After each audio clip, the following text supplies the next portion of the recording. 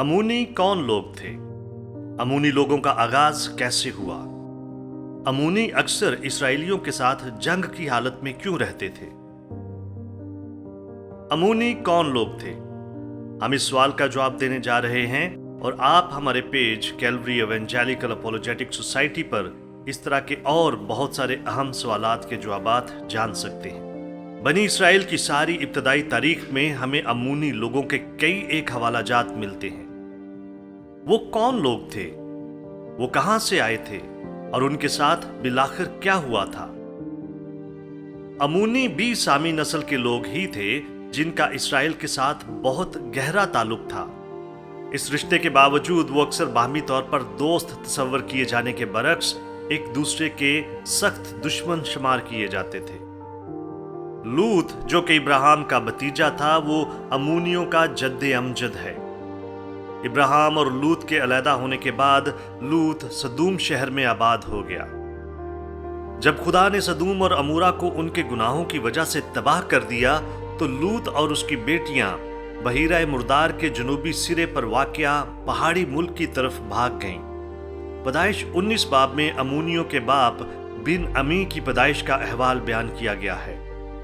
बिन अमी की औलाद यानी अमूनी लोग खाना बदोश थे जो जदीद उर्दन या यर्दन के इलाके में रहते थे, और यर्दन के दारुल हुकूमत अमान का नाम उन कदीम बाशिंदों के नाम की अक्कासी करता है। मूसा के जमाने में दरियाए यर्दन की वादी के जरखेज मैदानों पर अमूरियों, अमूनियों और मुआबियों का कब्जा था। जब इसराइली मिस्र से निकले तो अमूनियों ने उनकी किसी भी तरह की मदद करने से इनकार कर दिया और उनकी तरफ से इसराइल की हमायत ना किए जाने की बदौलत खुदा ने उन्हें सजा दी।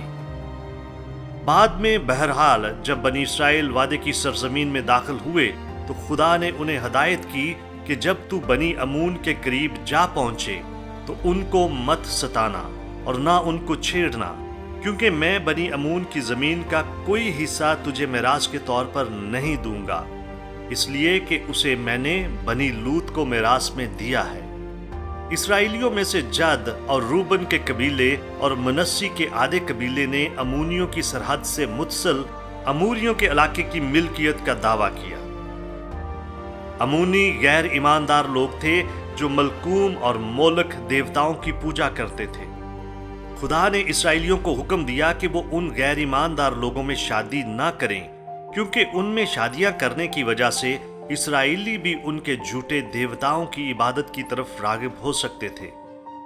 इसराइली बादशाह सुलेमान ने इस हुक्म को नजरअंदाज करते हुए नामा नामी अमूनी औरत से शादी की, और जैसा कि खुदा ने खबरदार किया था वैसा ही हुआ।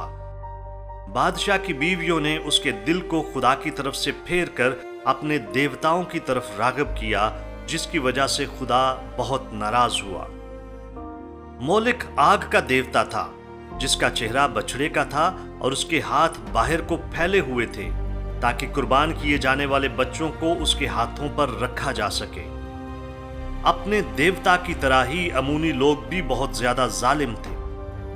जब नाहिश अमूनी से इसराइल ने जंग ना करने के लिए अहदो पैमान करना चाहा तो उसने कहा कि वो सिर्फ इस शर्त पर अहद करेगा कि हर एक इसराइली की दहनी आंख निकाल दी जाए। आमूस 1 बाब उसकी 13 आयत बयान करती है कि अमूनी जिन इलाकों को फतह करते थे वहां की हामला औरतों के पेट चाक कर दिया करते थे, जो खुदा को सख्त नापसंद था, और खुदा ने इसकी उन्हें सजा दी। सौल बादशाह की क़यादत में बनी इसराइल ने अमूनियों को शिकस्त दी और उन्हें अपना गुलाम, खिदमतगार या मज़ारे बना लिया। दाऊद ने बनी अमून पर अपनी इस खुद मुख्तारी को जारी रखा और बाद में अपने इख्तियार को मजबूत बनाने के लिए उनके दारुल हुकूमत का मुहासरा कर लिया। इसराइल की रियासत के तकसीम हो जाने के बाद अमूनियों ने इसराइलियों के दुश्मनों के साथ इत्तेहाद करना शुरू कर दिया। बनी अमून ने 7वीं सदी कबल मसीह में किसी हद तक दोबारा खुद मुख्तारी हासिल कर ली थी, जब तक कि 100 साल बाद नबूकदनजर ने उन्हें फतह ना कर लिया।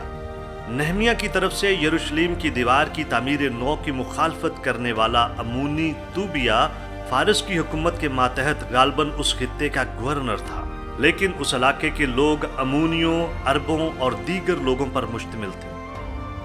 नए अहदनामे के दौर तक यहूदी इस इलाके में आबाद हो चुके थे और उसे पीरिया के नाम से जाना जाता था।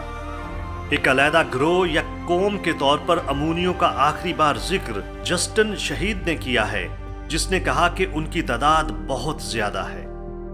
ऐसा लगता है कि रोमी दौर के दौरान अमूनी अरब मुआशरे के अंदर जम हो गए थे। ये है इस सवाल का जवाब कि अमूनी कौन लोग थे। इस तरह के और बहुत सारे अहम सवालात के जवाबात जानने के लिए हमारे page Calvary evangelical apologetic society को लाइक कीजिए, सब्सक्राइब कीजिए और बेल का बटन दबाइए ताकि आप हमारी आइंदा आने वाली वीडियोस को देख सकें। शुक्रिया।